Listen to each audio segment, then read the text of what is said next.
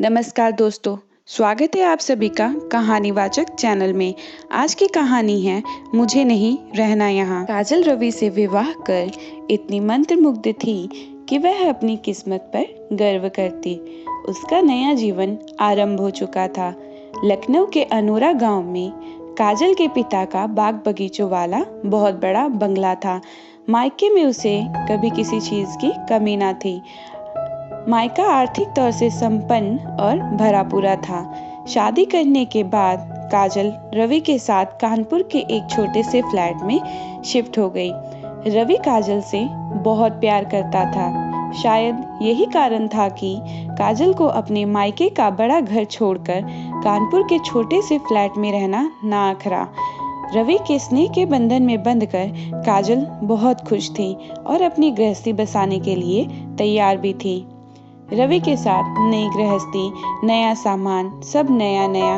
वह हर रोज मगन रहती और अपनी गृहस्थी में कुछ न कुछ प्रयोग व फेरबदल करती।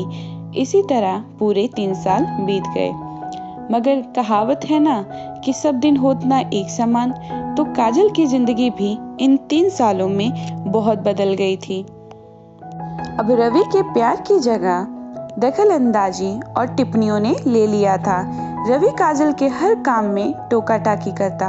बाहर तो बाहर, अब रवि की टोका टाकी घर के कामों में भी शुरू हो गई थी।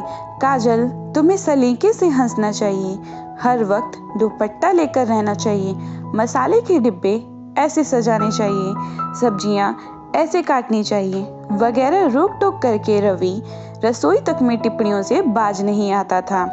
काजल रवि के इस व्यवहार से बहुत दुखी रहने लगी थी। घर में लड़ाई झगड़े का माहौल ना बने सोचकर काजल बहुत बार चुप भी हो जाती। काजल ने अपने मायके में रवि के इस व्यवहार के बारे में कभी नहीं बताया। वह नहीं चाहती थी कि पति पत्नी की बातें घर के बाहर किसी को भी पता चले।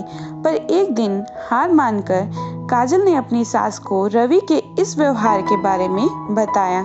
पर काजल को ही उल्टा सुनाकर उसकी सास ने चुप रहकर रवि की हर बात मानने के लिए कह दिया था। उस दिन के बाद काजल ने कभी भी अपने ससुराल में रवि के व्यवहार के बारे में बात नहीं की। एक दिन तो हद ही हो गई जब रवि अपने दोस्तों को लेकर घर आया।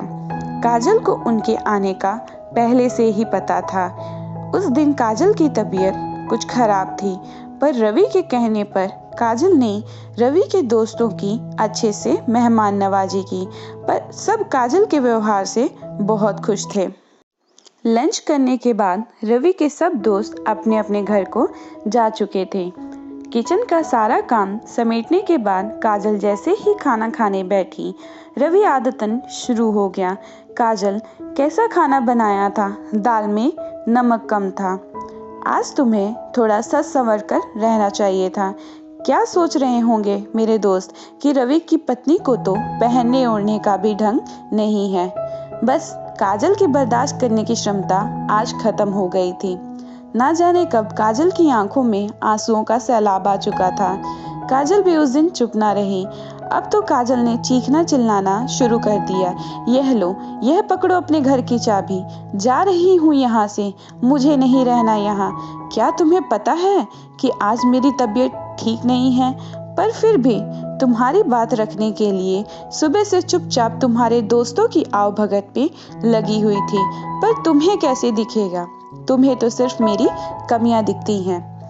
इतना कहकर काजल अंदर से अपना पर्स लेकर बाहर रिक्शा पर बैठकर बस स्टैंड चली गई। रवि उसे जाता देखता ही रह गया। बस तैयार खड़ी थी। काजल को सीट भी मिल गई। पूरे रास्ते काजल यही सोचती रही, अब नहीं आऊंगी यहाँ, कभी नहीं। महज 4 घंटे में काजल अपने मायके पहुंच गई। मायके में पहली बार काजल को इस तरह पहुंचे देख मम्मी पापा और भाई बहन सब हैरान हो गए। मगर काजल ने बहाना बनाया कि रवि बिजनेस ट्रिप पर दूसरे शहर गए हैं, घर में अकेली थी, इसीलिए कुछ दिनों के लिए यहाँ आ गई। काजल को देखकर माँ सब समझ गई थी, पर बेटी इतने दिनों बाद घर आई है, यह सोचकर उन्होंने काजल से कुछ ज्यादा सवाल जवाब नहीं किया। काजल ने हाथ मुंह धोकर खाना खाया और थोड़ी देर के लिए सो गई। रात के खाने के बाद काजल अपने रूम में सोने चली गई। तभी सबको खाना खिलाने के बाद माँ कुछ देर के लिए काजल के पास आकर बैठ गई।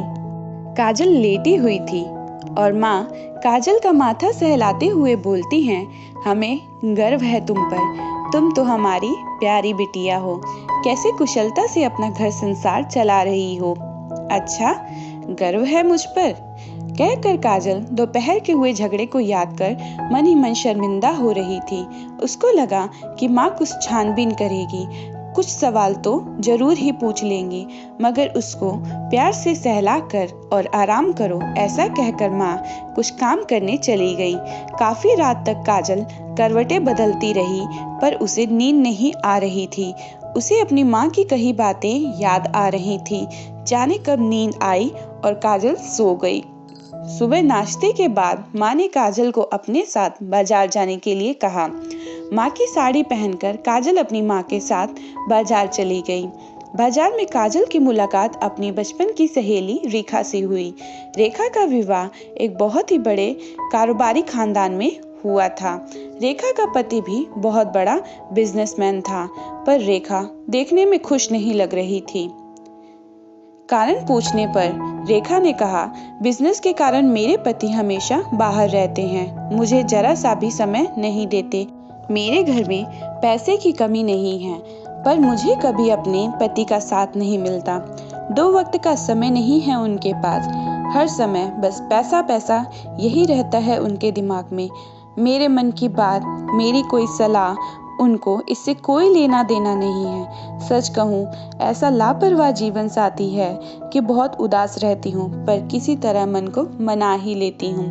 यह सब सुनकर काजल को रवि की याद सताने लगी और अपनी गलती पर पछतावा हो रहा था। घर आते ही वह वापस कानपुर जाने की जिद करने लगी। यह सब देखकर काजल की माँ मन ही मन खुश हुए जा रही थी और सोचने लगी कि शायद मामला सुलझ गया है। परिवार वालों के बहुत आग्रह करने पर काजल उस रात वहीं रुक गई। वहीं दूसरी ओर रवि का काजल के बिना बहुत बुरा हाल था। रवि को भी अपने किए का पछतावा हो रहा था। वह काजल को जाते हुए देख रोकना तो चाहता था, पर शर्मिंदगी के कारण रोक नहीं सका। लज्जा के कारण वह अपने ससुराल में भी फोन ना कर पाया। जैसे तैसे 2 दिन बीत गए। रवि को अकेला घर खाने को दौड़ रहा था। उसे घर के हर कोने में काजल की छोटी छोटी हरकतें याद आ रही थीं। अब रवि को काजल की अहमियत का पता लग गया था। उसे समझ आ गया था कि घर के काम काजल से अच्छा कोई नहीं कर सकता है। उसे समझ आ गया था काजल के किसी काम में बिना मर्जी के दखलंदाजी नहीं करनी चाहिए। जैसे तैसे 2 दिन बीत गए। अब रवि काजल को घर वापस लाना चाहता था। तीसरे दिन की सुबह रवि अपना सामान बांधकर जैसे ही घर से निकलने वाला था कि डोरबेल बजने की आवाज आई। दरवाजा खोला तो देखा कि काजल दरवाजे पर खड़ी थी। काजल को दरवाजे पर देख रवि की आंखें नम हो गई थी। उसने जोर से काजल को गले लगाया और अपने किए की माफी मांगने लगा और ऐसी हरकत दोबारा न करने का आश्वासन भी दिया। रवि के अंदर इतना बदलाव देखकर काजल आज हैरान थी और मन ही मन खुश हो रही थी। रवि का बदला हुआ रूप देखकर आज काजल को दोबारा रवि से प्यार हो गया था। तो दोस्तों, कैसी लगी आपको मेरी यह कहानी? अपने विचार कमेंट बॉक्स में जरूर बताइएगा। और अगर मेरी यह कहानी आपको पसंद आई तो वीडियो को ज़्यादा से ज़्यादा लाइक, शेयर और चैनल को सब्सक्राइब करना ना भूलिएगा।